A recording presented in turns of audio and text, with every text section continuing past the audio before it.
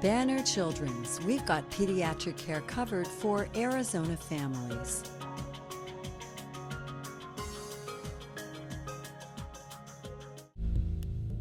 All I hear is this blood-curdling scream saying help.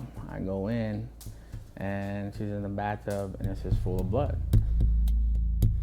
Because I was so worried that I was losing him because so much blood was coming out. From our house straight to Banner. You know, I'm actually bleeding to death and I just wanted to hear his heartbeat.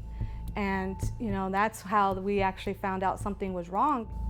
10, 12 hours later, they come and tell me that he has a heart murmur. They noticed the heart was not normal at all, so it was really concerning them, so they had put him in the NICU, and then that's when they had the cardiologist involved right away. And performed an echocardiogram or an ultrasound test of the heart and saw a large hole between the two ventricles, between the two pumping chambers. He basically told me he's having heart failure. When I first heard, I just started crying. Like, I just figured, you know, like I was gonna lose my son. We were gonna try to get him to at least 7 to 8 months of age before to do the surgery, but he was just suffering. The way that the heart's developed, it should function as kind of two separate pumps. So there's a right heart that's receiving blood from the body, and then its primary job is to pump that blood out to the lungs. And then you have the left side of the heart that's receiving all that blood from the lungs, is all the oxygen-rich blood that the body needs, and that left heart's job is simply to pump that blood out to the body. So if you have a hole between those two pumping chambers, then blood starts to go in all the wrong directions. There was times that I would struggle that he wouldn't eat, so I would cry a lot, like, you know, because, you know, what mother doesn't want to see their baby eating right? And he even struggled with tube feeding. He just wouldn't pack on the pounds. He was just, his heart was just not letting him. I know the doctors here at Banner are going to be there for him.